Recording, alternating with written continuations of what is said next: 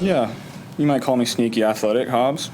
Apart from week one, we've played at a really, really high level, so that's exciting. By no means has it been perfect. We've still got a lot of room to improve. I still have a lot of room to improve. Joe Burrow and the Bengals offense are heating up in week 4. They've scored 67 points over the last 2 weeks. Burrow is completing over 70% of his passes with an O-line that he is more than confident in. A week 4 must-win for Cincinnati started like this.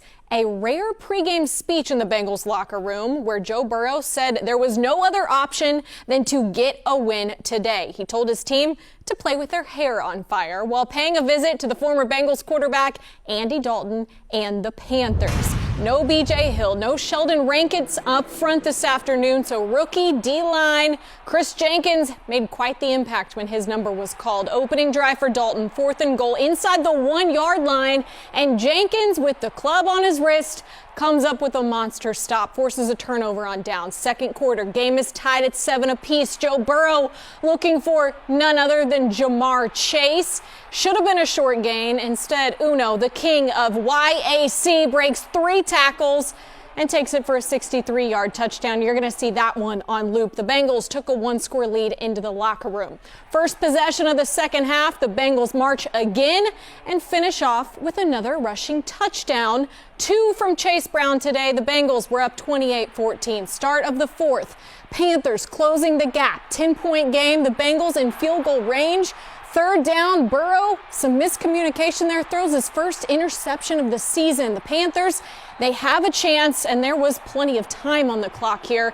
Also, let's give a thought for Joe Burrow's tablet. That was smashed today. Evan McPherson's leg put this out of reach, thankfully, for Cincinnati. He boots through a 46-yarder. He was perfect on the day with 10 points himself, and the Bengals' 10-point win. They rushed for a $141. For the first time in 3 years, Burrow was not sacked in a game.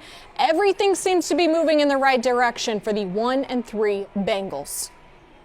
I think we had our opportunities to knock it open, and that's what we missed, and that's on all of us, quite frankly. There's things I can do better there to help us do that, but there were some opportunities there to knock it wide open and make that a true 3-score game and let our defense pin their ears back and tee off, and so there's certainly some room to grow.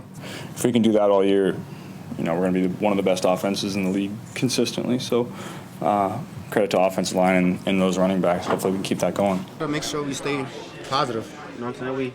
Been doing good these past 2 weeks. We got to make sure we keep executing. And just finish strong. That's the biggest thing, like we did today. Just got to make sure we finish at the end. I mean, we was 0-3, man. We needed to win. Get on our feet. Now we just got to keep stacking.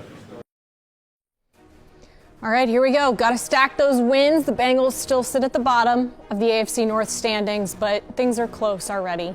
Browns lost today. The Steelers lost today. The Ravens got back in the win column, as you just saw on Sunday Night Football. They come to town next week with Zay Flowers, with Derrick Henry. That's a really big concern now for this Ravens offense. And Lamar Jackson, of course, with a Bengals defense that could be really short-handed. Trey Hendrickson left with a neck stinger, is what they're calling it.